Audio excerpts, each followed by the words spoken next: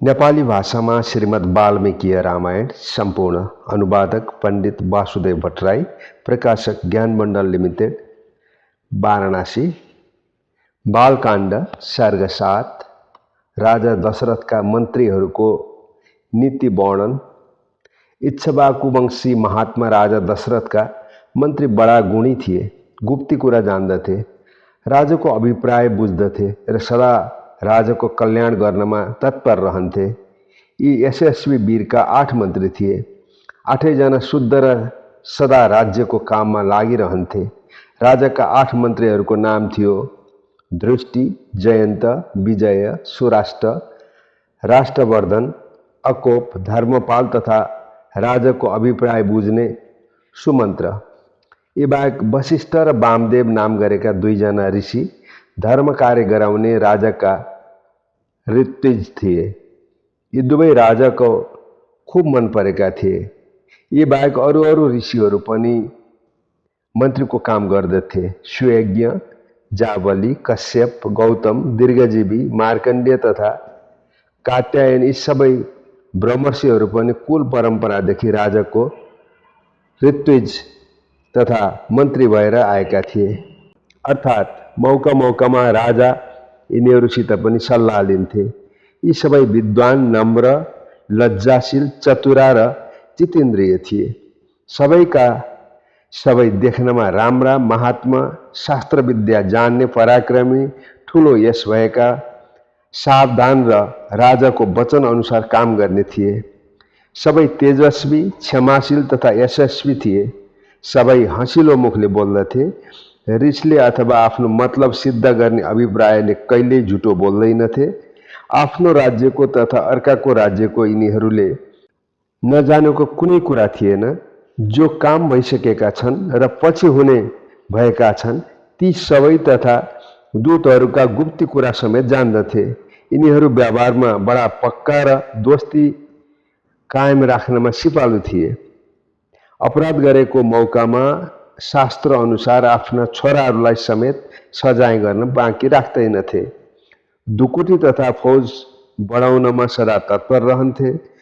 आफ्नो कुभलो चिताउनेले समेत प्रत्यक्षमा कुनै हानि गरेको छैन भने त्यसको कुभलो चिताउने यिनीहरूको बानी थिएन।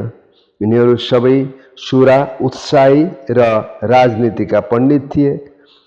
राज्यमा बसेका सज्जनहरूको रक्षा गर्दथे। ब्राह्मण क्षत्रियलाई दुःख दिँदै ढुकुटी भर्दथे। अपराधीको दोष हेरेर बलाबलको ख्याल राखी मामुली अथवा कडा दण्ड दिन्थे। पवित्र आचरण भएका यी सबैको एकनाशको विचार थियो। एउटाले अर्काको कुरा जान्दथ्यो। यस शहरमा अथवा राज्यमा झुटो बोल्ने मानिस कोही थिएन। अर्काकी स्वास्नीलाई कुदृष्टि हेर्ने कोही दुष्ट मानिस यहाँ थिएन। समस्त राज्य तथा राजधानीमा शान्ति नै शान्ति देखिन्थ्यो। राजा मन्त्रीहरू सधैँ राम्रो पोसाक लगाउँदथे, राम्रो वेश धारण गर्थे। यिनीहरूको आचार विचार शुद्ध रहन्थ्यो। राजाको भलो हुने काममा सदा तत्पर रहन्थे। यिनको न्यायको दृष्टि सदा खुला रहन्थ्यो, अर्थात् न्याय बमोजिम काम गर्दथे। गुरुजनको गुण ग्रहण गर्दथे र आफ्नो पराक्रमको प्रभावले सर्वत्र विख्यात थिए। विदेशमा समेत यिनको ख्याति फैलिएको थियो। यिनीहरू सदा आफ्नो विचारमा दृढ रहन्थे। यिनीहरू सबै तहबाट गुणवान थिए। गुणहीन कोही पनि थिएन। सन्धि विग्रहको रहस्य जान्दथे।